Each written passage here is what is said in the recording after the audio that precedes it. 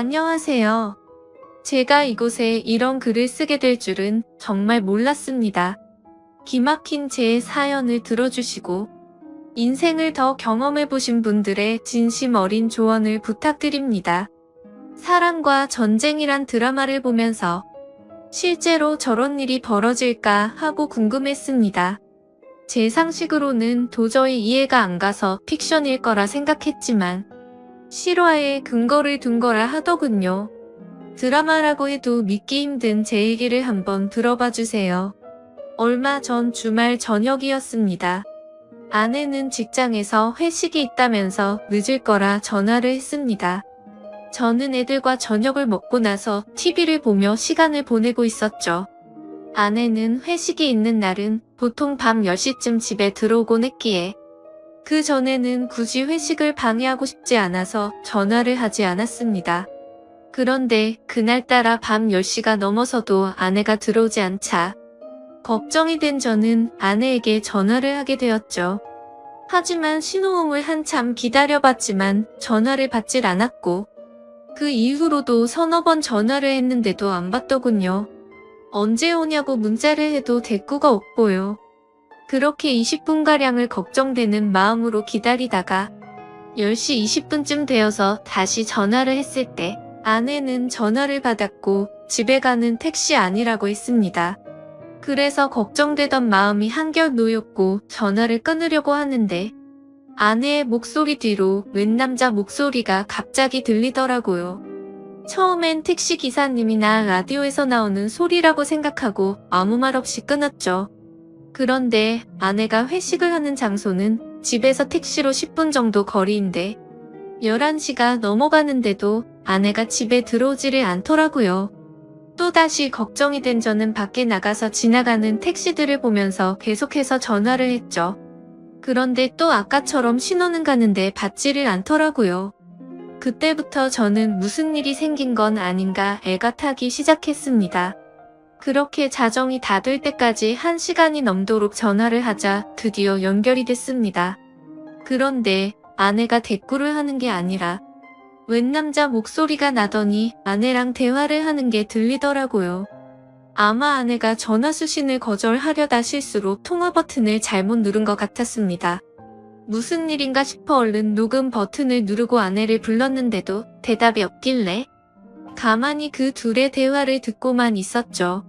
아내는 그 남자에게 오빠 하며 자기를 어떻게 생각하냐는 둥, 오빠 아내하고 비교해서 누가 낫냐는 둥 이런 질문을 하는 것이었어요. 남자는 아내한테 네가 그동안 내가 만난 여자 중에 제일 이쁘다면서 자기야 이리 와 하더니 내가 앞으로 다 책임질게 라는 소리가 들리더라고요. 그러자 아내는 오빠만 믿으면 되는 거지? 이딴 헛소리를 짓거리더라고요. 순간 머리가 멍해지면서 아무 생각이 안 났습니다. 그래도 일단 뭘 어떻게 할 수가 없었기에 가만히 듣고 있었죠.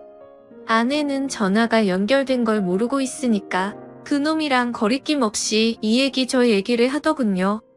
중간중간 어김없이 연인들이 대화하는 듯한 헛소리가 들렸고 왔다 갔다 하는 발걸음 소리에 화장실 물 내리는 소리도 들리고 남자가 냉장고 안에 물을 꺼내서 목마르다는 아내한테 주는 소리도 들리고 내가 듣다 기가 막혀서 큰 소리로 소리를 지르고 이름을 불러도 듣지를 못하더라고요. 벌레 씹은 표정으로 계속 듣고 있다 보니 갑자기 연결이 끊겨버리더라고요. 아내한테 계속 전화를 하다 보니 제 휴대폰이 방전이 된 거였습니다. 얼른 집으로 들어가서 충전기를 연결하고 다시 전화를 계속 해보니까 안 받더라고요. 애들은 자고 있고 혼자서 아내를 기다리는 시간은 참으로 말할 수 없이 참담했죠. 계속 줄담배를 피우면서 아내를 기다렸습니다. 새벽 2시가 넘어서 집에 들어온 아내는 제가 자는 줄 알고 안방에는 들어오지도 않고 그냥 거실 소파에 누워 있더라고요. 제가 불을 켜고 들여다보니까 화들짝 놀래서 일어나더군요. 저는 아내를 데리고 안방에 들어와서 어디 갔다가 이제 오길래 전화도 안 받았냐고 조용히 물었죠. 아내는 회사 사람들이랑 노래방 갔다가 해장국집에서 얘기 좀 하느라 늦었다 했죠. 말하는 게 술이 아직도 덜 깬 것 같았어요. 주먹으로 한 대 패고 싶은 마음을 억누르며 녹음한 음성 파일을 들려줬죠. 여기 어디냐고 하니까 해장국 집이래요. 그래서 제가 그랬죠. 니들은 무슨 해장국 집에서 사랑한다는 헛소리를 하냐? 그리고 당신이 오빠 하는 놈은 누구냐고 물으니까 술에 취해서 잘 기억이 안 나지만 같이 일하는 회사 동료라고 말하더군요. 새벽 2시가 넘은 시간에 큰 소리 냈다간 애들이 알게 될 것 같고 동네 사람들도 알게 될 것 같아서 일단 잘하고 있습니다. 아내의 폰을 뒤져보니 웬 모르는 남자 전화번호가 있더라고요. 그래서 아내 폰으로 전화를 하니 받질 않더군요. 일단 끓어오르는 분노를 삭히며 날이 밝기만을 기다렸습니다. 애들이 교회 간다고 나간 후에 어느 정도 정신이 돌아온 아내에게 물었죠. 밤새 음성 파일을 수십 번 들어봐도 이건 모텔이다. 무슨 해장국집에 화장실과 냉장고가 딸린 방이 있냐고 추궁했죠. 계속되는 저희 추궁에 아내는 술이 너무 취해 기억이 없다고만 하더군요. 기억나는 건 해장국집이 마지막이고 1차 회식 끝난 후부터 해장국집 갈 때까지의 기억은 끊겼다고 하더군요. 그럼 이 녹음 파일을 내 귀로 들어봐라 하고 들려줬죠. 제 아내는 대화 나누는 소리 이외에는 다른 소리는 전혀 안 들린다더군요. 너무 기가 막혀서 나는 들리는데 넌 왜 안 들리냐니까. 그 남자랑 신체 접촉은 절대 안 했기 때문에 자신은 들리지 않는다는 말도 안 되는 소리를 하는 겁니다.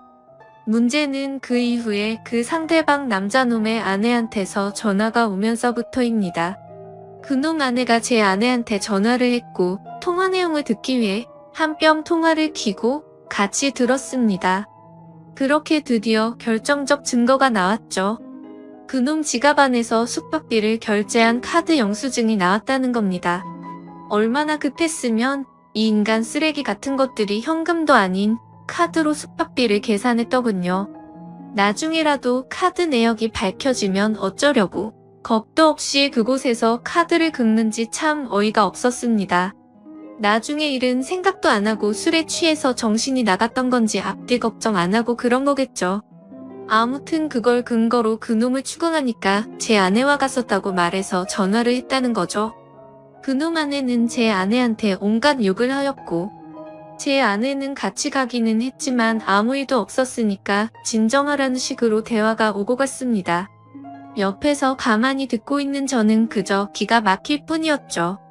내가 음성 녹음을 근거로 추궁할 땐 아니라고 딱 잡아떼던 아내가 영수증이 나왔다는 말에 그놈이랑 같이 들어갔던 걸 인정한 겁니다. 처음엔 기억이 안 난다고 잡아떼던 아내가 물적 증거가 나오자 거길 갔던 것을 자백은 하는데 이번엔 신체 접촉 같은 건 절대 없었다고 하기 시작한 겁니다. 계속해서 잡아떼는 모습에 너무 열이 받았죠. 그래서 그놈 아내와 제가 직접 통화를 하게 됐죠. 그 여자 얘기를 들어보니 그놈도 제 아내한테 같이 들어가긴 했지만 신체 접촉은 안 했다고 주장했다더군요. 세상에 이게 말이 됩니까? 사지 멀쩡한 두 남녀가 거길 들어가 놓고 그냥 나왔다는 게 믿어질까요? 만약 제가 그 안에서 벌어진 음성 녹음을 확보하지 않았으면 아마 그 안에서 회사 얘기만 하고 나왔다고 우길 판이었지만 물적 증거 앞에서 인정 안 할 수가 없죠. 그러니까 이것들이 더 괘씸하게도 증거가 나올 때마다 딱 거기까지만 인정하는 거죠. 처음에는 둘이서 2차로 해장국집만 갔다고 했다가 카드 영수증 나오니까 거길 간 것까지만 인정하고 아무 짓 안 했다고 하다가 음성 파일 들려주자 서로 술에 취해서 헛소리를 한 거지만 신체 접촉은 없다는 식으로 확실한 증거 앞에서만 자백을 하는 식이었죠. 그렇다고 어떻게 할 수도 없는 노릇이었습니다. 직접적인 물적 증거는 없었으니까요. 밤새 잠도 못 자고 담배만 피웠더니 머리가 너무 무겁더군요. 밖에 나가 또 다시 담배를 피워물며 이것들을 어떻게 해야 하나 생각했습니다. 그놈과 웃으면서 얘기를 나누던 아내의 목소리가 떠올랐고 그놈과 사랑한다면서 이야기를 주고받는 아내의 모습이 눈앞에 아른거리면서 정말 참담하고 분노가 미쳐버릴 심정이 되었습니다. 이런 짓거리를 한 아내를 어떻게 해야 하나 머릿속이 복잡했습니다. 집에 다시 들어가 보니 아내가 그놈 아내랑 통화를 하고 있었습니다. 제 아내는 그놈 아내한테 아니에요. 오해하실까봐 그런 거예요. 이런 말을 하고 있더라고요. 전화기를 뺏어서 그놈 아내한테 무슨 얘기냐고 했더니 좀 전에 지 남편이랑 제 아내가 통화하는 걸 들었는데 그놈이 제 아내가 괜찮은지 안부 전화를 했다는 겁니다. 제가 밖에 있는 사이에 그놈한테 문자를 보내서 무조건 안 했다고 딱 잡아떼라고 하자 그놈이 제 아내가 남편인 저한테 폭행이나 당하지 않았을까 걱정이 돼서 전화를 했는데 그걸 그놈 아내한테 또 들킨 거죠. 아내가 보낸 문자도 들키고요. 그놈 아내는 제 아내한테 딱 잡아떼라는 말을 왜 했냐고 물었더니 괜한 오해할까봐 아무 일 없었으니까 안심하라는 뜻으로 했다고 합니다. 세상에 이게 말이 됩니까? 다 큰 어른들이 아무 생각도 없이 그곳을 간 것도 아닐 텐데 말이죠. 제가 받은 충격은 참으로 컸습니다. 결혼 10여 년 동안 서로 다정하게 지내고 정신적으로나 육체적으로나 서로 안정되게 교감을 나누며 살아왔으니까요. 부부싸움을 전혀 안 한 건 아니었지만 홧김에 딴 남자 바라보게끔 아내를 화나게 한 적이 없었거든요. 저 역시 결혼 후에는 아내만 사랑하고 다른 여자는 생각도 안 해봤습니다. 항상 나만을 사랑한다고 말하고 행동으로 보여주던 아내였기에 제가 느끼는 배신감은 이루 말할 수 없었습니다. 이번 사건 후 며칠이 지났지만 아직 아무것도 결론을 못 내렸습니다. 애들이 눈에 밟혀 이러지도 못하고 저러지도 못하고 있습니다. 이런 제 모습이 여러분들은 상상이 되실지 모르겠습니다. 삶의 의욕을 잃을 정도로 이번 일은 제 인생을 통틀어 도저히 답이 나오지가 않습니다. 얼마나 절망적이면 차라리 몰랐으면 좋았을 거란 생각도 들고요. 여러분은 제 얘기를 듣고 어떤 생각을 하셨나요? 이 답답한 현실에서 벗어나려면 어떻게 해야 할까요? 부디 현명한 조언 부탁드립니다. 감사합니다. 다음 사연입니다. 안녕하세요. 다양하고 많은 사연들을 읽어보다가 문득 예전 생각이 나서 지금으로부터 10년 전 제게 있었던 이야기를 들려드리고 싶어서 이렇게 글을 적게 되었습니다. 10년 전 제게는 누가 봐도 예쁘다고 칭찬할 만큼의 미모가 뛰어난 와이프가 있었습니다. 그때 당시에 저와 아내는 30대 초반의 동갑 부부였었고 초등학교를 다니는 외동 딸 아이 하나가 있었습니다. 저와 아내가 처음 만나게 된 건 남들처럼 특별할 건 없었습니다.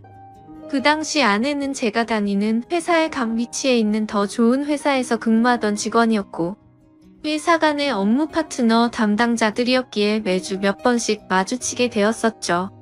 그러다 그녀의 미모와 능력에 점차 빠져들게 되었습니다.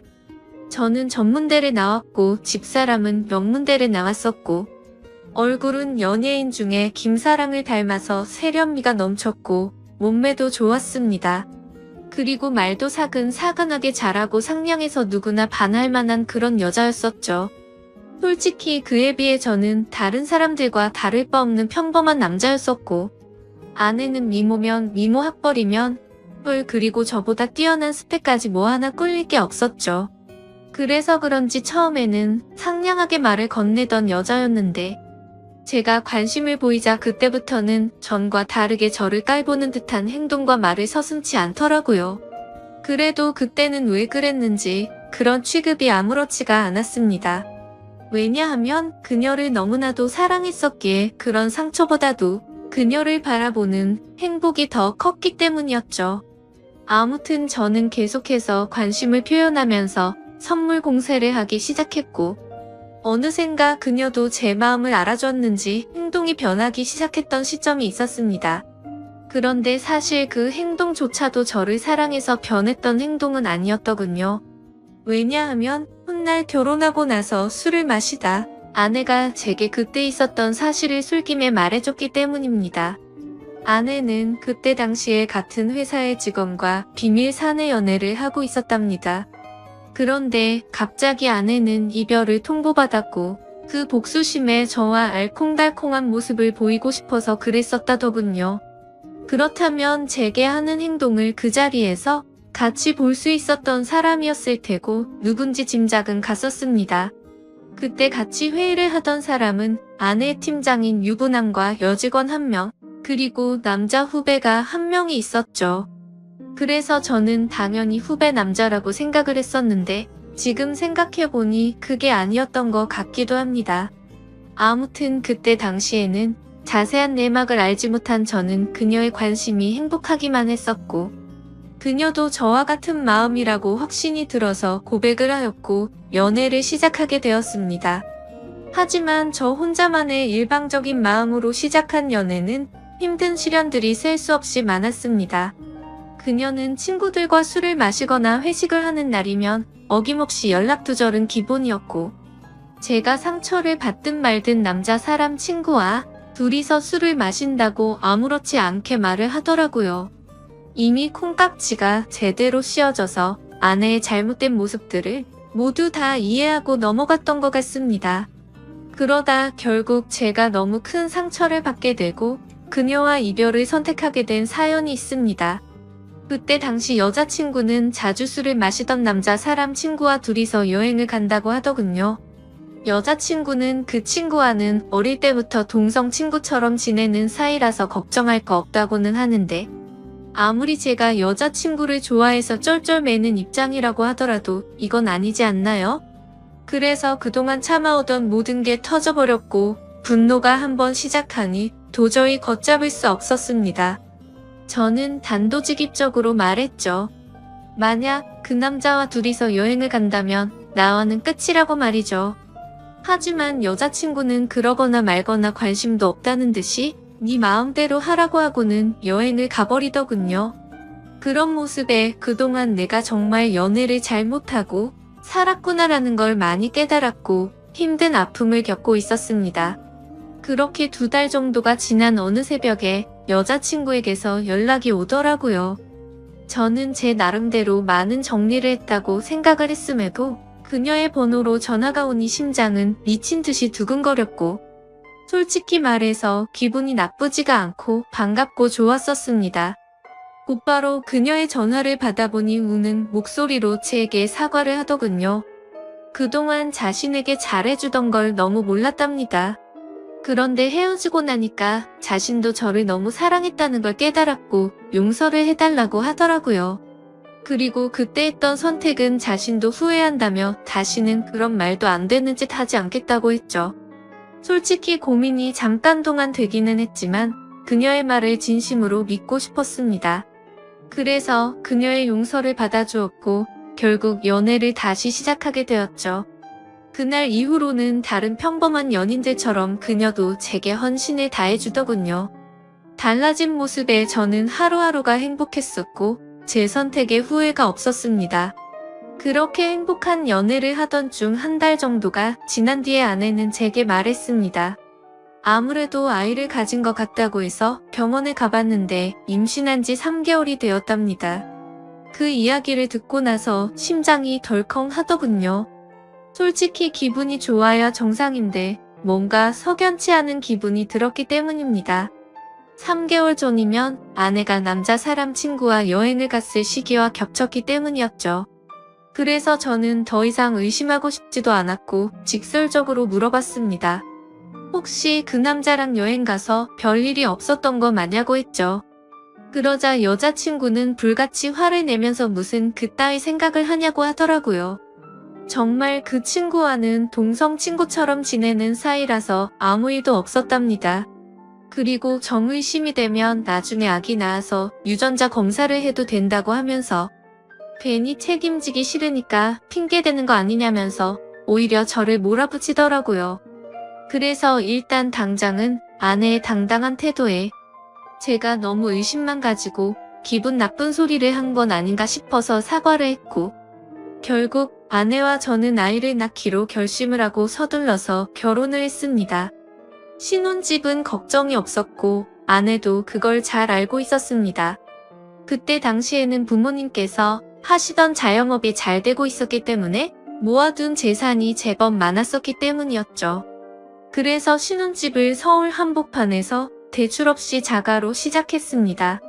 그때는 정말 남들 부러울 거 하나 없었고 진짜 세상이 모두 다 제 것만 같았습니다. 결혼을 하고 나서 집사람은 곧바로 다니던 회사를 그만두고 딸아이를 출산하게 되었죠. 그리고 아내와의 합의하에 딸아이와 저의 유전자 검사를 해봤는데 제 친자식이 맞더라고요. 그래서 아내를 의심한 게 미안한 마음이 커서 그날 이후로 아내를 공주님처럼 모시면서 지내게 되었고 12년 동안 저희 부부는 남들 부럽지 않게 평범하고 행복하게 잘 지내고 살았습니다. 물론 그 생각은 지금 다시 생각해보면 저 혼자만의 착각이었던 것 같지만요.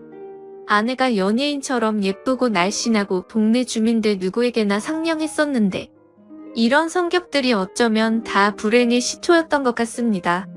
그때는 착하고 상냥한 성격이 마냥 좋다고 생각했는데 믿는 도끼에 발등 찍힌다는 말이 절실하게 생각나더군요.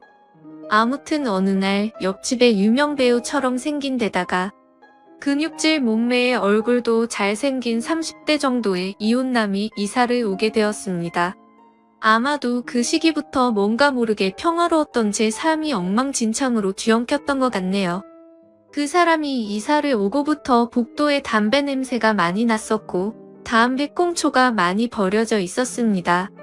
그걸 참다 못한 집사람이 그놈에게 주의를 준다고 하면서 말을 섞더니 그 남자에 대해서 나쁜 사람이 아니었다며 저보고도 오고 가며 친하게 지내라고 하더라고요. 솔직히 그때는 그냥 그런가 보다 정도였습니다.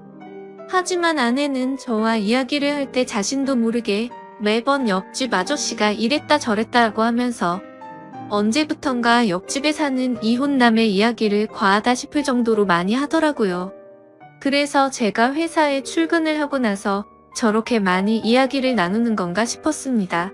그렇다고 괜히 예전처럼 또다시 의심을 할 수도 없는 노릇이었고 혹시라도 찌질하게 보일까 봐서 일체의 잔소리를 삼가했습니다. 결혼 전에도 딸아이가 제 아이가 아니라고 의심했던 미안함이 너무 컸었기에 사랑하는 아내를 믿을 수밖에 없다고 생각을 했고 그때까지만 해도 다른 생각은 딱히 하지 못했습니다. 하지만 날이 가면 갈수록 아내의 행동에서도 많은 부분들이 달라지는 게 느껴지기 시작했죠. 언제부터인가 제가 퇴근을 하고 집에 들어오면 집사람이 집안에서도 화장을 진하게 하고 있다던지 평소와는 다르게 집에서 입는 반바지나 치마가 과하다 싶을 정도로 많이 짧아졌습니다. 제가 고지식해서 하는 생각이 아니라 그냥 누가 봐도 민망하다 싶을 정도로 너무 많이 드러냈었죠. 오죽하면 근처 슈퍼에 가서 담배를 사고 있을 때 슈퍼 아주머니가 그러더군요. 아이 엄마가 너무 노출이 심하다면서 요즘 동네 아줌마들 사이에서도 말들이 많다고 하더라고요. 하지만 과거에도 아내의 미모래식이 질투해서 가끔 그런 이야기들이 오고 간 적이 있어서 대수롭지 않게 생각했고 집에서만 지내다 보니 아내가 많이 외로워졌나? 라는 생각까지 들더라고요. 그래서 그냥 여자들의 한때 기분 이련이 했습니다. 지금 돌이켜 생각하면 제가 너무 안일했던 것 같습니다. 그때 그런 모습들을 보고 바람의 징조를 포착했어야 됐는데 말이죠. 그렇게 아내를 믿으면서 평소와 다름없이 지내던 어느 날이었습니다. 외근을 다녀오고 나서 평소보다 일찍 퇴근하고 집으로 들어갔는데 아내가 샤워를 하고 있더라고요. 그래서 아무 생각 없이 옷을 갈아입고 안방에서 TV를 보면서 쉬고 있으니 아내가 욕실에서 나오더군요. 그런데 생전 처음으로 보는 민망한 속옷 차림으로 나오더니 아내도 약간 놀라는 듯한 눈치였습니다. 아내는 오늘 무슨 일로 일찍 들어왔냐고 하면서 놀라는데 오늘 외근 갔다가 일찍 들어왔다고 말했고 처음 보는 속옷이라고 하니까 기분 전환 겸 샀다고 하더라고요. 그래서 그냥 그런가 보다 생각은 했지만 도저히 주부의 속옷으로 보기는 힘들었습니다. 그냥 기분이 찜찜했지만 그러려니 했고 일찍 마친 김에 같이 장이나 보러 가자고 하고서 아내와 같이 외출을 하게 되었죠. 그렇게 엘리베이터를 기다리고 있는데 옆집에 사는 이혼남도 때마침 문을 벌컥 열고 나오더군요. 그런데 약간 흠칫하는 듯한 모습이 이상하게 생각되었고, 같이 엘리베이터를 탔는데도 뭔가 알 수 없는 묘한 기류가 느껴졌습니다. 평소에 친하게 지낸다던 아내와 이웃집 남자가 이야기도 잘 섞지 않았고, 옆집 남자는 저와 인사를 하면서도 제 눈을 똑바로 쳐다보지를 못하더군요. 예전에도 이런 모습들이 보였기 때문에 단지 성격이 좀 소극적이거나 수줍음이 많은가 보다 생각했었고, 그저 내성적인 사람이려니 생각했었습니다. 그런데 갑자기 저런 모습이 저에게만 그런 건가 싶은 생각이 들었죠. 그래서 마트를 가는 동안 아내에게 물어봤습니다. 옆집 남자랑 친하다면서 왜 어색하게 인사하냐고 했더니 몇 번 마주쳤는데 보면 볼수록 사람이 착하기는 한데 뭔가 어두운 느낌에 멀리했다고 하더군요. 그러면서 아파트 반상회에서도 아주머니들 사이에서 말이 많았다며 말을 이어갔습니다. 옆집 남자가 원래는 성격도 밝고 착한 사람이었는데 전 부인이 바람을 펴서 이혼을 하고 성격이 많이 변했답니다. 그래서 옆에서 지켜보면 매일같이 술만 마셔대고 담배도 엄청나게 많이 핀다고 하더라고요. 그 말을 듣고부터는 그날 이후로 옆집 남자에 대한 궁금증이 더 생겨나서 유심히 지켜보기 시작했습니다. 술과 담배를 많이 한다는 건 잘 알 것 같은데 그런 걸 제외하고는 특별한 문제들은 없어 보이더군요. 옆집 남자는 주말이면 어김없이 교회도 빠지지 않고 혼자서 잘 나가더군요. 단정히 성경책 들고 예배 가는 모습이 인상이 깊었고 그런 모습들이 어두워 보인다거나 다른 생각은 할 수가 없었죠. 그냥 누가 보더라도 겉보기에는 정말로 절대 문제가 있는 사람 같아 보이진 않았습니다. 그리고 눈을 잘 마주치지 못할 뿐 제가 보기에는 인사도 잘해서 친절하고 예의가 바른 사람으로 보였고 제가 직접 지켜본 옆집 남자는 아내가 말했던 모습과는 전혀 달랐기에 의심이 싹트기 시작했습니다. 솔직히 말해서 제 아내가 유부녀라고는 하지만 매일같이 운동을 다니면서 관리를 잘해서 아이를 출산하기 전처럼 몸매도 좋았고 피부 관리도 항상 잘해왔기에 20대 중반으로 밖에 보이지가 않았죠. 그래서 길을 가다가도 남자들이 10명 중에 5명은 다시 쳐다볼 정도로 훌륭했었기에 옆집 사는 남자도 충분히 관심을 가지고서 저 몰래 들이대지 않았을까 싶었습니다. 그리고 그때부터는 별의별 생각이 다 들더라고요. 외근하고 일찍 들어간 날도 아내가 굳이 그 시간에 샤워를 하고 있었던 것도 수상했고 왜 그때 때마침 옆집 남자는 외출을 했으며 서로가 어색해했던 이유가 뭘까 이런 생각이 들었죠. 사실은 아내는 그 남자를 만나기 위해서 샤워를 했고 둘이서 만나려고 했는데 제가 있어서 둘 다 놀라서 그런 상황이 벌어진 게 아닌가 이런 생각이 들었습니다. 심지어 그날 마트에 다녀오고 나서도 잠들기 전 낮에 봤던 아내의 모습이 아른거려서 다가갔더니 아내는 이 핑계 저 핑계를 대면서 저를 피했던 모습이 기억났습니다. 절대 2번 다시는 아내를 의심하지 않는다고 맹세하고 지키려고 애써봤지만 의심이 싹을 트기 시작하니 걷잡을 수 없이 커져가더군요. 아내가 입고 있는 의상들도 예전에는 그러려니 했었는데 이제는 옆집 남자한테 잘 보이려고 저 따위로 입은 건가?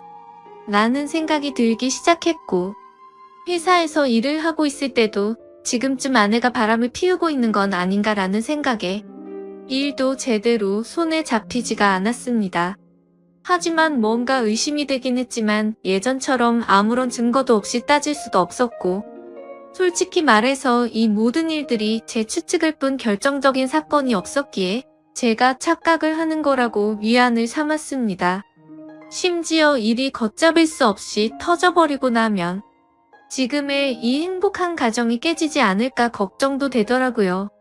오죽하면 만약 아내가 바람을 피운 게 맞다고 하더라도 살다 보면 집사람도 사람이니까 잠시 한눈을 팔 수도 있고 봄바람에 그러려니 하고 빨리 제자리로 돌아오기만을 바랄 정도였죠.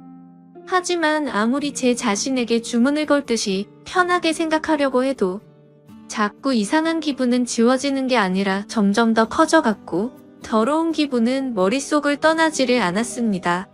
그래서 결국 오랜만에 만난 친구들과의 술자리에서도 제 표정이 어두워 있으니 친구들은 집요하게 제게 무슨 일인지 물어보게 되었고 너무 답답한 나머지 어쩔 수 없이 제 고민을 털어놓게 됐습니다. 그랬더니 친구들은 한참 동안 고민을 하더니 한 친구가 솔깃한 방법을 제안해 주었습니다. 집안 천장에 작은 소형 카메라를 설치하는 게 어떻겠냐고 권하더군요. 이렇게 백날 첫날 고민하고 또 고민해봤자 의심은 더 커질 거라며 차라리 제 생각이 맞든 아니든 하루라도 빨리 아는 게 저와 딸아이를 위한 거라고 하더라고요. 그 말을 듣고 보니 저도 같은 생각이었습니다. 예전에 딸아이의 친자 검사를 할 때도 의심을 하던 시기가 너무 힘들었었고 막상 검사를 할 때는 덤덤했었고 제 친자식이라는 결과가 나오니 더 행복해졌던 전례가 있었기 때문이었죠. 아내를 또다시 의심해서 미안하지만 만약 아니라면 평생 동안 헌신하겠다는 생각으로 아내가 운동을 나가고 집이 비어있는 시간에 작은 소형 카메라를 설치하게 되었습니다.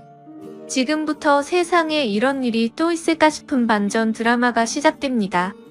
저는 저보다 덩치도 좋고 근육질에 탄탄한 몸을 지닌 옆집 남자를 가만두지 않으려고 혼자서 온갖 상상을 했고 혹시라도 벌어질 위기 상황에 대처할 모든 만반의 준비를 하고 마음을 가다듬었습니다. 혹시라도 제가 예상했던 대로 아내와의 불륜이 확인되면 그냥 주먹 다툼을 하고서 징역이라도 가겠다고 각오까지 했을 정도였죠. 그렇게 저는 떨리는 마음을 진정시키면서 며칠 동안 매일 녹화된 비디오를 틀어보았습니다. 태어나서 처음으로 겪은 감정이었는데 정말 세상 지옥이 따로 없더군요. 지금도 정확히 기억나는 건 비디오 녹화일은 토요일이었고 오후 2시쯤이었습니다. 제가 회사에서 특근을 해야 해서 주말인데 불구하고 출근을 했던 날인데 그 틈을 타서 어떤 허우대 멀쩡한 남자가 우리 집에 슬쩍 들어오더군요.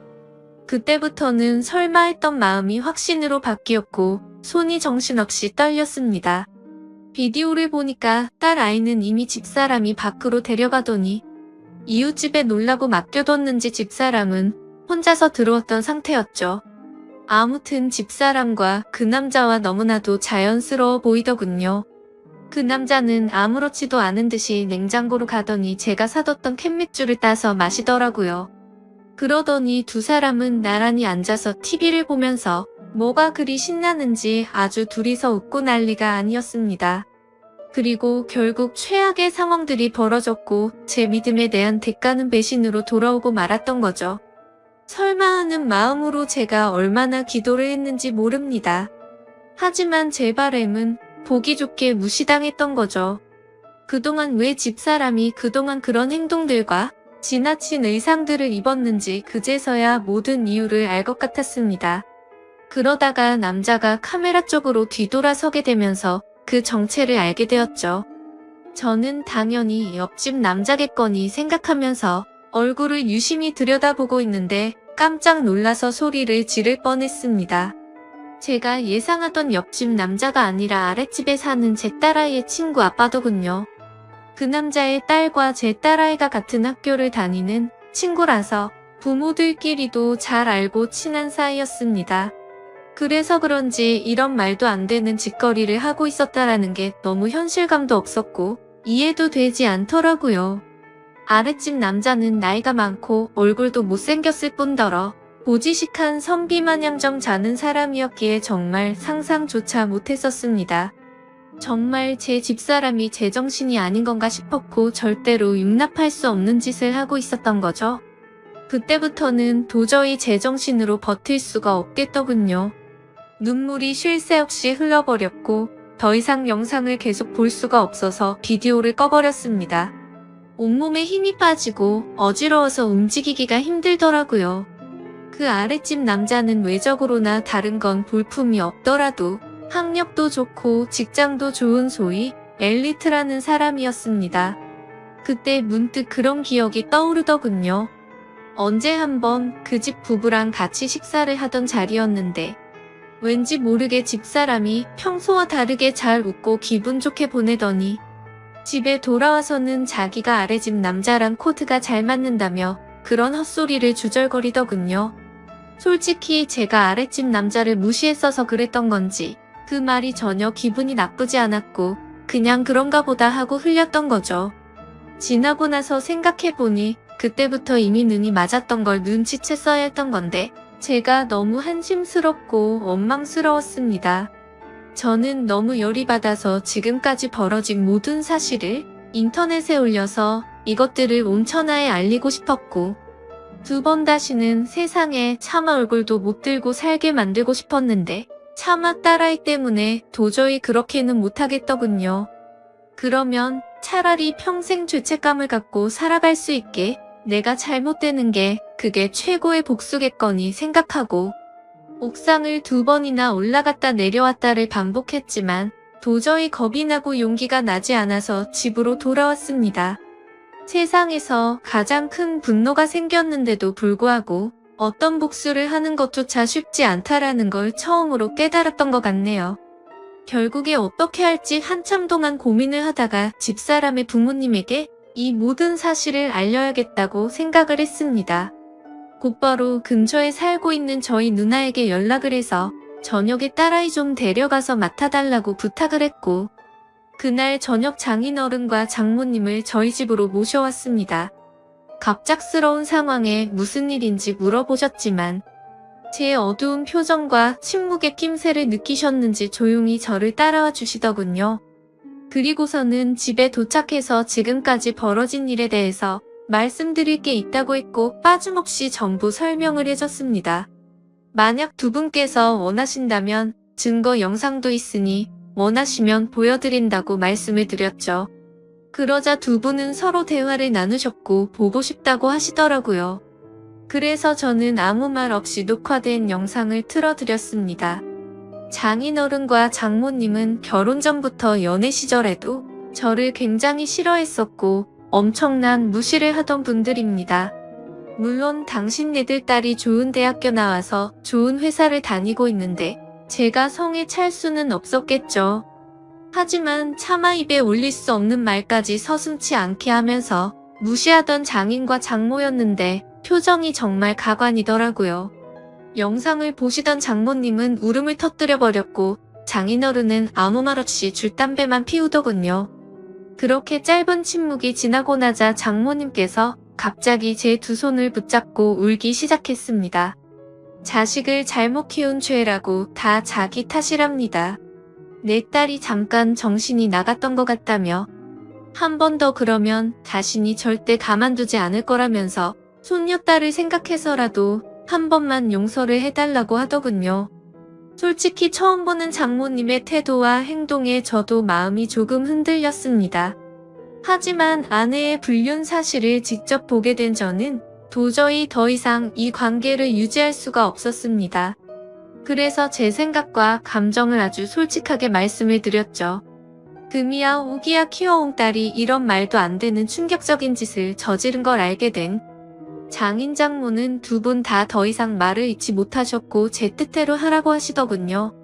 그렇게 이야기를 마치고 난 뒤에 장인 장모는 집으로 가셨고 몇 시간 뒤 집사람이 정신 나간 사람처럼 문을 열고 들어와서는 문이 부서질 듯이 문을 닫고서는 들어오더군요. 아내는 지금 제정신이냐고 적반하장으로 나왔습니다.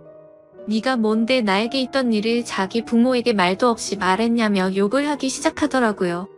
그냥 이혼하면 쉽게 끝날 문제인데 이를 왜 키우냐고 하면서 이혼하자고 발악을 하면서 대들더군요. 그 모습을 보니 너무나도 허탈했고 슬퍼서 오히려 제가 눈물이 다 났습니다. 저에게 미안하다고 한마디만 차라리 거짓말이라도 하면서 울고불고 빌었더라면 다시는 안 그러겠다고 매달렸다면 아마도 저는 용서했을지도 모릅니다. 그때는 제 목숨보다 소중했고 제 모든 걸 줘도 아깝지 않아서 정말 소중하고 과분했던 집사람이었죠. 그만큼이나 저는 진짜 많이 아내를 사랑했었습니다. 너무 화가 났지만 차마 집사람을 건드릴 수는 없었기에 저는 그냥 바닥에 뒹굴면서 서럽게 통곡을 했습니다. 그제서야 집사람도 상황 파악이 됐는지 아무 말도 없이 가만히 있더군요. 상황이 정리되고 서로가 감정을 추스린 다음에 이야기를 했습니다. 결국 집사람과는 이혼을 하기로 했고 아내에게 기책 사유가 있었기에 딸아이는 제가 맡기로 했습니다. 그리고 아랫집 그 정신나간 유부남도 이 모든 사실이 드러나자 그 유부남의 아내가 회사에서 한바탕 난리를 치는 바람에 불명예 퇴직을 당하게 되었고 결국에는 이혼까지 당했다고 하더군요. 그리고 당장은 집에서 아이를 키울 사람이 없었기에 독신으로 지내고 있던 누나가 저희 집으로 들어와서 딸아이를 잘 키워줬습니다. 가진 거라고는 집 하나 딸랑 있었는데 그 집을 팔고 싶지는 않았습니다. 당장 팔면 너무 막심한 손해였을 뿐더러 온전히 제 딸아이에게 물려주고 싶었기 때문이죠. 그래서 저는 제 딸아이에게 모든 걸 다 해주고 싶어서 정말 열심히 살았습니다. 나름대로 수입이 적지는 않았던 덕분도 있었고 제가 열심히 하는 만큼 수익은 더 늘어났기에 항상 추가 근무를 지원해서 했고 일 없는 날에는 대리기사도 뛰면서 정말 열심히 살았습니다. 제가 부족해서 엄마 없이 키운 죄를 물질적으로 풍족하게 해서라도 딸아이에게 모든 걸 보상해주고 싶었죠. 저는 5년째 낡은 구두를 고쳐가며 신어도 제 딸의 옷과 신발은 꼭 유명 메이커로 사서 입히고 신겼습니다. 딸이 원하면 유학도 보내주고 원하는 건 다 해주고 싶었고 시집갈 때도 진짜 잘해주리라고 마음먹고 악착같이 일만 했습니다. 그래서 일주일에 5번 넘게 마시던 술도 안 마시게 되었고 담배도 끊었습니다.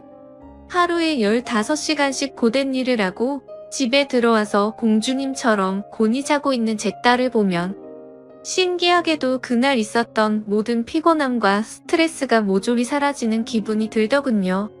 딸아이가 엄마가 없는데도 불구하고 큰 말썽도 안 부리고 건강하게 잘 커져서 고마웠습니다. 쌓여가는 딸의 시집 미천 통장 잔고가 쌓여가는 걸 보면서 제 인생도 제자리를 찾아가는 기분이었죠.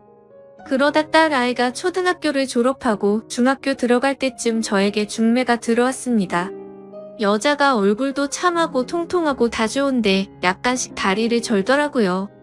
공부도 많이 하지 못했고 집안에 돈을 보태주느라 모은 돈도 500만 원 정도 밖에 없다고 했습니다. 허우대 멀쩡해서 예쁜 몸 자랑하느라 이 남자 저 남자한테 눈 웃음 치면서 사는 여자보다는 낫다고 생각들더군요. 다리를 절어도 마음을 저는 것보다 제대로 정신 박힌 여자가 훨씬 더 낫겠지라고 생각을 했습니다. 저희는 그렇게 중매로 만나서 서로가 점점 호감을 쌓아가게 되었고 결국에는 따로 식은 올리지 않고 혼인신고만 하게 됐습니다. 그 이후로 저와 아내는 살림을 합치게 되었고 바로 그 다음에 아들을 갖고서 낳게 되었습니다. 지금의 제 아내는 처절하고 아팠던 지옥 같은 제 과거를 보상해주는 하늘에서 내려준 천사 같은 복덩어리였습니다. 아내는 빈손으로 결혼해서 미안하다며 늘 미안하다는 말을 입에 담고 살았고 제가 그렇게 말렸는데도 불구하고 살림에 도움이 되고 싶다면서 동네 마트에서 다리를 절면서도 알바를 하더군요. 딸도 사춘기를 잘 극복하고 공부도 잘해서 올해 서울 상위권 대학에 입학했습니다. 그래도 머리는 친모를 닮아서 그런지 공부는 잘했네요. 예전 집사람은 지방에서 연하남과 살림을 차렸다고 하던데 철이 없는 남자를 만났는지 형편이 말도 안 되게 어렵다고 하더라고요. 그래서 가족들한테 돈을 엄청나게 빌린 뒤로는 가족들에게조차 도통 연락이 없다고 하더군요. 뭐 그러던지 말던지 저는 제 인생을 살려고 합니다. 이젠 저는 두 아이들을 위해서 그리고 지금의 아내를 위해서 더욱더 열심히 살 겁니다. 이 사연을 보시는 분들은 절대 바람 피우지 않으셨으면 하는 바람입니다. 남의 영혼에 상처 주지 말고 제발 남의 눈에 피눈물 나게 하지 마세요. 그 지옥을 겪어본 사람으로서 가장 사람을 비참하게 만들고 나락으로 떨어뜨리는 짓은 없다고 생각이 듭니다. 어제 성과금이 들어왔습니다. 오늘은 저녁에 아내가 좋아하는 소고기에 소주나 한 잔 마시면서 하루를 정리하려 합니다. 지금까지 제 사연을 읽어주셔서 감사합니다. 안녕하세요. 저는 경기도에서 거주 중인 33살 먹은 주부입니다. 32살 때 시집와서 남편이랑 분가해서 살았고요. 어느 날 남편이 어머님께서 돌아가시고 혼자 계신 아버님을 저희가 모시는 게 어떻겠냐고 갑자기 이야기를 하더군요. 어느 누가 갑자기 저런 말을 하는데 좋다고 할 수 있겠어요. 그 일로 남편이랑 많이 싸웠어요. 위에 형님도 있으신데 왜 우리가 모시냐고. 아주버님은 대기업을 다니고 계셔서 저희보다도 여유롭고 형편이 저희와는 정말 비할 수도 없을 만큼 좋습니다. 그 일로 인해 저는 남편과 끝도 없이 대화를 나누었고 정말 싸우고 붙고 거의 매일같이 싸웠어요. 그러다 하루는 남편이 술을 먹고 울면서 진심을 담아 말을 하더군요. 저에게 무엇이든 다른 거는 당신이 원하는 대로 하자는 거 전부 다 할 테니까 제발 이번만은 부탁 좀 들어달라고요. 그러면서 남편은 이야기를 이어갔습니다. 남편이 어릴 적에는 엄청 개구쟁이였대요. 매일 사고 치고 다니고 해서 아버님께서 매번 뒷수습하러 다니셨다고 하더라고요. 남편이 어릴 때 골목에서 놀고 있는데 지나가던 중간 크기의 트럭에 받칠 뻔 한 걸 아버님이 보시고 남편 대신 부딪히셨는데 그것 때문에 지금도 오른쪽 어깨를 잘못 쓰신대요. 그리고 아버님 하시던 일이 노가다였는데 남편이 군 제대하고도 26살 때쯤까지 놀고 먹었더랍니다. 아버님이 남편을 늦게 낳으셔서 지금 아버님 연세가 68세 되세요. 남편은 33살이고요. 60세 넘으셨을 때도 노가다 하시면서 가족들 먹여 살리고 고생만 하셨다네요. 노가다를 오래 하면 시멘트 독이라고 하나? 하여튼 그것 때문에 손도 쩍쩍 갈라지셔서 겨울만 되면 많이 아파하신다고 하더라고요. 평생 모아오신 재산으로 마련하셨던 조그만한 집도 아주버님이랑 남편 결혼할 때 집장만 해주신다고 파시고 지금은 월세 내면서 원룸에 들어가서 사신다고 하더라고요. 그런데 어머님까지 돌아가시고 혼자 계신 거 보니 마음이 아파서 눈물이 자주 난다고 하더라고요. 저희가 살림이 넉넉했으면 이런 걱정도 안 할 텐데요. 저는 집에서 살림을 하는 평범한 주부이고 남편은 혼자 직장을 다니는데 일반적인 중소기업을 다니고 이직한 지 얼마 되지 않아 한 달에 세후 150 정도를 벌어옵니다. 그런데 그걸로 아버님께서 오시면 아무래도 반찬도 지금보다는 더 신경을 써야 할 것 같고 여러 가지로 많이 힘들 것 같더라고요. 심지어 그때는 제가 임신을 했어서 아이가 3개월 차인데 모든 부분이 힘겹더라고요. 그럼에도 부유하셨던 형님께서는 절대 아버님을 못 모신다고 강력히 못 박으셨고 아주버님도 그럴 생각이 없다라고 남편이 말을 하더라고요. 저렇게 철벽 방어를 하는데 어떻게 하겠습니까? 그리고 남편이 진심 어린 말들을 저렇게까지 했는데요. 그래서 넉 달 전부터 아버님을 모시기로 하고 저희 집으로 아버님을 모셔왔습니다. 처음에는 아버님께서 오지 않으시려고 자꾸만 거절하시더라고요. 늙은이가 가봐야 침만 대고 눈치 보인다고 하시면서요. 하지만 남편이 매일같이 설득하고 우겨서 겨우 모셔왔습니다. 모셔온 첫날부터 여러모로 정말 신경이 쓰이더라고요. 그런데 우리 아버님 매번 반찬 신경 써서 정성껏 차려드리면 그걸 드시면서도 엄청 미안해하시면서 눈치를 보십니다. 가끔씩 고기 반찬이나 맛있는 음식을 해드리면 아버님께서는 드시지 않고 남겨주셨다가 저희 남편이 퇴근하고 돌아오면 남편을 먹이더라고요. 그리고 저 먹으라고 일부러 드시지도 않고요. 거기다가 하루는 장을 보고 집에 왔는데 아버님께서 바닥에 꿇어 앉아서 걸레질을 하고 계시더라고요. 저는 그 모습을 보고 깜짝 놀라서 걸레를 빼앗으려고 했더니 괜찮다고 하시면서 끝까지 고집을 부리시면서 청소를 끝마치시더라고요. 그리고 식사를 드시고 나면 곧바로 빈 그릇을 들고 가셔서 설거지도 하십니다. 아버님께 하지 말라고 몇 번을 말씀드리고 그릇들을 뺏어도 보지만 아버님은 설거지를 하시는 게 그게 마음이 편하시답니다. 제가 왜 아버님의 마음을 모르겠어요. 이 못난 며느리 눈치 보이시니 그렇게 행동하시는 거 압니다. 그래서 저도 정말 더 마음이 아픕니다. 남편이 몰래 아버님 용돈을 드려도 그거 안 쓰고 모아두었다가 저에게 용돈하라고 주십니다. 그렇게 저희는 부유하진 않지만 서로 애틋하고 마음을 써가면서 하루하루를 지내고 있었습니다. 그런데 어제는 정말 너무 많이 슬퍼서 펑펑 울었습니다. 아버님께 죄인이라도 된 듯해서 눈물이 왈칵 나오는데 참을 수가 없더라고요. 한 달 전쯤부터 아버님께서 아침에 나가시면 저녁 때쯤 들어오시더라고요. 어디 놀러라도 가시는 것 같아서 용돈을 드려도 받으시지도 않고 웃으시면서 다녀올게 하시면서 매일같이 나가셨습니다. 저는 그래서 그냥 집안에만 있으시기엔 답답하셔서 산책이라도 다녀오시다 보다 하고서 크게 생각을 하지는 않았습니다. 그런데 어제 장을 보러 슈퍼에 갔다가 아래층 주인 아주머니를 만나게 되었습니다. 그런데 그 주인 아주머니께서 제게 어렵게 말씀을 하시더라고요. 오다가 이 집 할아버지 봤는데 유모차에 박스 실어서 가던데. 이 말을 듣고 저는 상상조차 못해봤던 일에 깜짝 놀랐습니다. 네? 맞습니다. 아버님 아들집에 살면서 돈 한 푼 못 버시는 게 마음에 걸리셨는지 불편한 몸이 끄시고 하루하루 그렇게 박스 주우시면서 돈을 버셨더라고요. 저는 그 이야기를 듣고 장을 보다 말고 밖으로 뛰쳐나갔습니다. 아버님 찾으려고 이리저리 돌아다녀도 안 보이시더라고요. 너무 죄송하고 가슴이 아파서 집에 들어와서 정말 한없이 엉엉 울었습니다.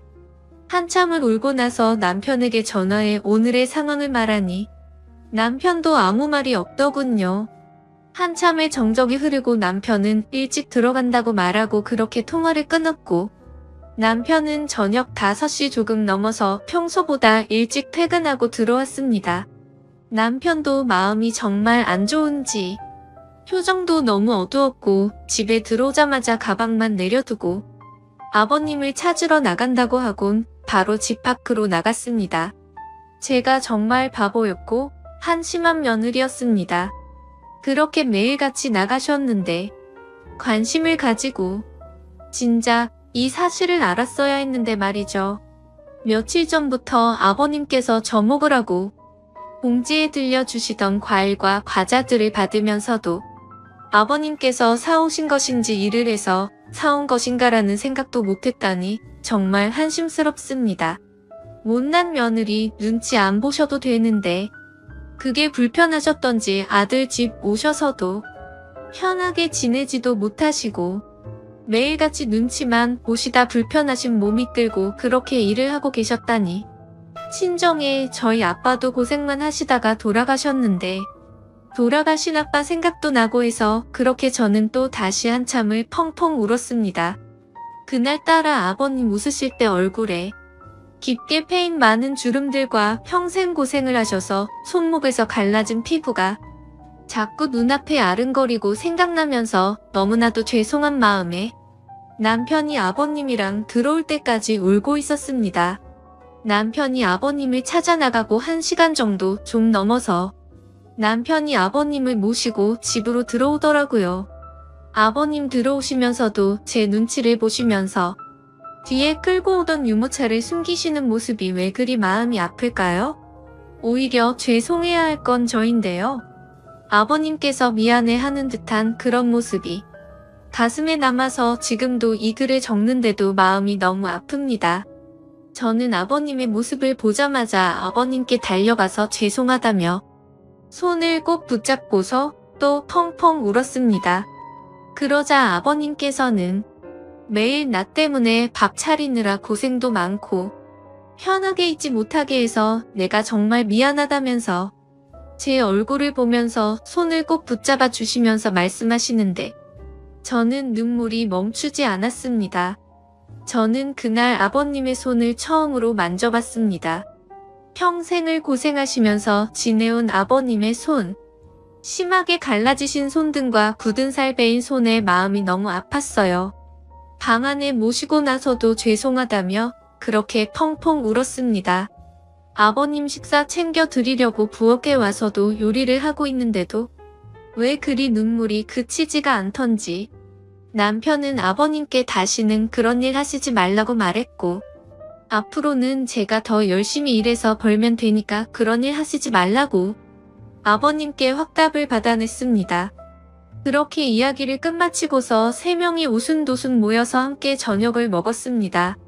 밥을 먹는데도 아버님 손을 보면서 자꾸 가슴이 아프더라고요. 오늘은 어제 일도 있고 해서 남편이 연차를 내서 쉬는 날이었고 저는 아버님 모시고 시내 나가자고 남편에게 얘기를 했습니다. 그렇게 저희는 다 같이 시내에 나갔고 날이 좀 쌀쌀해져서 아버님 잠바 하나랑 신발을 샀습니다. 한사코 괜찮다고 하시던 아버님께 제가 말씀을 드렸습니다. 자꾸 그러시면 제가 아버님 눈치 보여서 힘들어요. 이렇게 말씀드렸더니 아버님께서는 고맙다고 하시면서 받으시더라고요. 그리고 집에 아버님 심심하실까봐 케이블 TV도 신청했습니다. 아버님께서 스포츠를 좋아하시는데 오늘 야구 방송이랑 낚시 방송 보시면서 너무 즐거워 보이시더라고요. 조용히 다가가서 아버님 어깨를 만져드리는데 보기보다 정말 왜소하시더라고요. 제가 꽉 잡아도 부서질 것만 같은 그런 아버님의 어깨. 지금까지 고생만 하시고 자식들 뒷바라지 하시느라 평생 헌신하시면서 살아오셨던 아버님의 그런 발자취들이 느껴지면서 저는 또 마음이 아파왔네요. 남편한테 말했어요. 저 평생 아버님 정말 친아버지처럼 생각하고 모신다고요. 비록 지금은 아버님께서 불편해 하시지만 언젠가는 친딸처럼 생각하시면서 대해주실 때까지 정말 잘할 거라고요. 마지막으로 아버님, 앞으로는 제 눈치 안 보셔도 돼요. 제가 그렇게 나쁜 며느리 아니잖아요. 아버님의 힘드신 희생이 없으셨다면 지금의 남편도 없잖아요. 그랬다면 지금의 저와 뱃속에 사랑스러운 손자도 없을 거예요.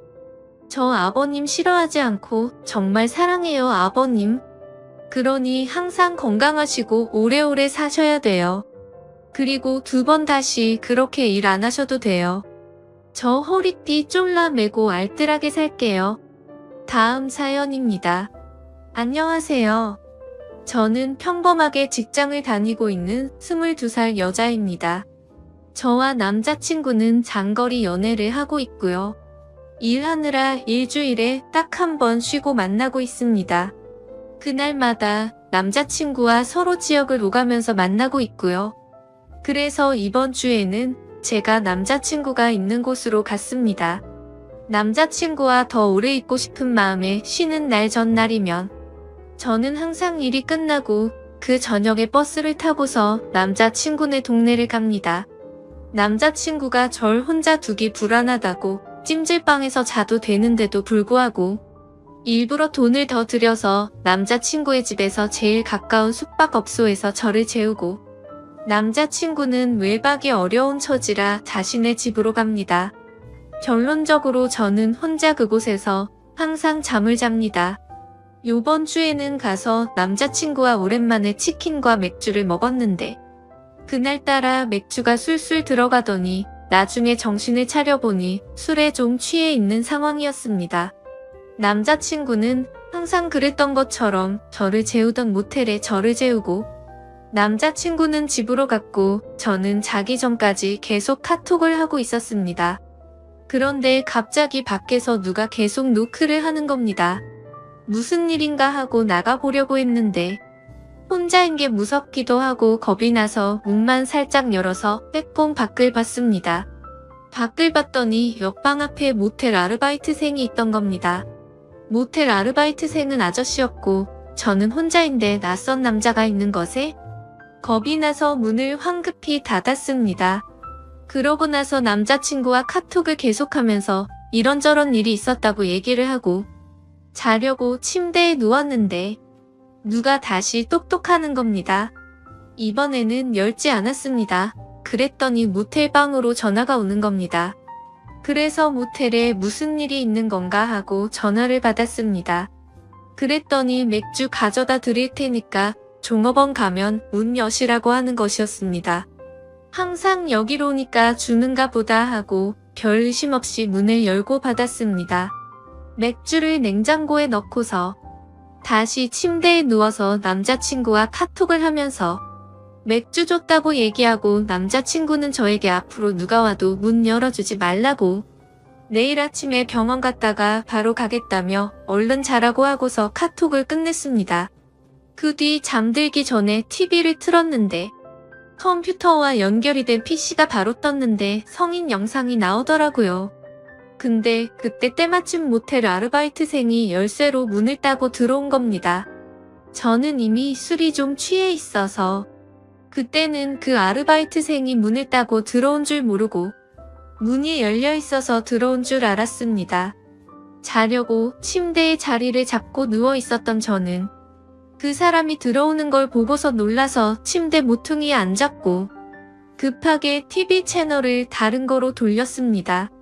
문제는 그때 술에 많이 취해 있어서 기억이 중간에 몇 부분이 나지는 않지만 왜곡되어서 기억되지는 않았습니다. 저는 채널을 돌리고서 무슨 일이시냐고 했고 그 사람의 대답은 기억이 제대로 나지를 않습니다. 그 사람이 아마 필요한 거 없느냐는 식으로 했던 것 같습니다. 저는 그 사람에게 나가시라고 계속 말했습니다. 그러고서 그 사람은 저에게 그냥 보시던 거 보세요. 이러면서 제가 들고 있던 리모컨을 빼앗고서 채널을 다시 돌리는 것이었습니다. 너무 겁나서 계속 제발 가시라고 계속 그랬더니 침대 모퉁이에 앉아있던 저를 눕히려고 제 다리를 만지는 것이었습니다. 저는 순간 겁에 질려서 그 사람의 팔을 치고 남자친구 곧 올 거라고 그랬습니다. 그랬더니 그때야 가더군요. 제가 술에 취해서 기억을 못할 거라고 생각했나 봅니다. 그러고서는 겁에 질려서 모텔 방 밖에 조그마한 소리만 들려도 놀라고 식은땀 나고 잠도 계속 못 들고 다급하게 남자친구에게 카톡하고 전화했는데 남자친구가 배터리 가는 걸 잊어서 휴대전화기가 꺼져 있는 것이었습니다. 그래서 저는 너무 무서워서 그 방에서 나서지를 못했고 뜬 눈으로 계속 밤을 새우다가 아침 10시쯤에 잠이 들었습니다. 남자친구는 아침에 제 연락을 보자마자 급하게 모텔로 달려왔고 제가 자는 사이에 계산대에 가서 CCTV를 보고 아르바이트생에게 따졌지만 저에게 그랬던 아르바이트생 아저씨는 교대 근무가 끝나서 집에 간 상태였고 그 일이 새벽 6시 20분쯤에 끝난 일인데 CCTV는 메모리 문제로 6시 30분부터 녹화가 새로 되고 있었습니다. 주인은 없는 상황이었고 낮에 일하던 아르바이트생은 아무것도 모르는 상황이었던 거죠. 그래서 그 아르바이트생은 그 알바 아저씨를 불러냈습니다. 저는 무서워서 나가지를 못하였고 남자친구 혼자서 아저씨에게 가서 얘기했습니다. 그랬더니 그 아저씨는 남자친구에게 6시 30분에는 손님들이 퇴실해야 되는데 제 방의 TV 소리가 너무 시끄러웠다며 TV를 끌어 열쇠로 문을 열고 방으로 들어왔고 저를 만진 건 자는데 이불을 덮지 않고 자서 이불 덮어줄 때밖에 없었다고 말했다고 하더군요. 그리고 제가 여기 자주 오고 남자친구는 항상 가는 것도 알고 있더군요. 여기 단골이시지 않느냐고. 저는 TV 소리를 크게 튼 적도 없었고 그 아저씨 때문에 무서워서 아침 10시까지 한숨도 못 잤습니다. 저는 그날 밤 겁에 질려서 벌벌 떨면서 잠도 못 자고 밤새워 무서워했던 것도 그렇고 너무 억울하고 어이가 없어서 그 아저씨에게 가서 따졌습니다. 다시 말해보시라고. 아저씨가 언제 그러셨냐고. 그랬더니 도리어 그 아저씨는 자기가 언제 그랬냐면서 그러는 겁니다. 제가 술을 마셨어도 기억을 다 하고 있는데도 그 아저씨는 제가 술에 좀 취해 있던 것도 알고 남자친구가 갔다는 걸 알고서 계속 거짓말을 해댄 겁니다. 저는 더는 말해도 안 통하고 자기는 그런 적 없다고 할 것 같기도 하고 사실 이런 일이 처음이고 너무 당황스러워서 얘기하다가 눈물이 나와서 혼자 밖으로 나갔습니다. 경찰서를 가도 심증은 있지만 물증이 없어서 일만 더 복잡해질 것 같고 남자친구가 사는 지역에 계속 올 수도 없는 상황이어서 이런저런 생각을 한 저는 남자친구에게 그냥 나오라고 했습니다. 남자친구는 제가 나간 후에 조금 있다가 나왔고 아저씨와 계속 얘기를 해봤지만 끝까지 자기는 TV 소리 때문에 그랬다면서 모텔에 다른 고객들을 위해서 그랬다면서 새벽 6시 30분이 어떻게 손님들 퇴실 시간입니까? 제가 만약에 소리를 크게 틀고 있었다고 해도 여자 혼자 모텔방에 있는 걸 알면서도 문을 따고 들어오는 게 말이나 됩니까? 그리고 자는 제가 이불을 덮고 있지 않아서 이불을 덮어주느라 만졌다는 건 또 말이 됩니까? 변명해도 어떻게 그렇게 할까요? 집에 와서 생각해보니까 더 화가 나는 겁니다. 너무 억울하고 지금 가서 그깟 5만 원 던져주고서 경찰서 가자고 하고 싶습니다. 하지만 그럴 시간도 안 되고 어제도 밤에 울면서 남자친구와 전화했습니다. 내가 대체 뭘 잘못했길래 이런 일을 당해야 하느냐고. 너무 억울하다고. 심증은 있는데 물증도 없는 지금. 물증이라고는 모텔에 그 아저씨가 들고 왔던 맥주와 새우깡이 있었고 카톡으로 실시간으로 남자친구와 얘기했던 내용이 전부입니다. 그 자리에서 마음 다 풀릴 때까지 해결하고 오지 못하고 바보처럼 제대로 따지지도 못한 저 자신에게 너무 화가 납니다. 남자친구도 자신이 지켜주지 못해서 정말 미안하라면서 죄책감을 느끼고 있습니다.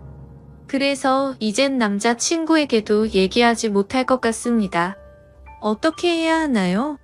누군가에게 말을 한다고 해결되는 것도 아니고 그냥 답답한 마음에 여기에다가 글을 씁니다. 자작글도 아니고 정말 상처받고 놀라고 힘들었으니까 악성 댓글은 달지 말아주세요. 여자분들은 어딜 가도 꼭 조심하세요. 찜질방은 위험하다고 해서 남자친구가 돈 더 들여가면서 모텔에 재웠는데 누가 이런 일이 생길 줄 알았겠어요. 지금까지 제 고민을 들어주셔서 감사합니다.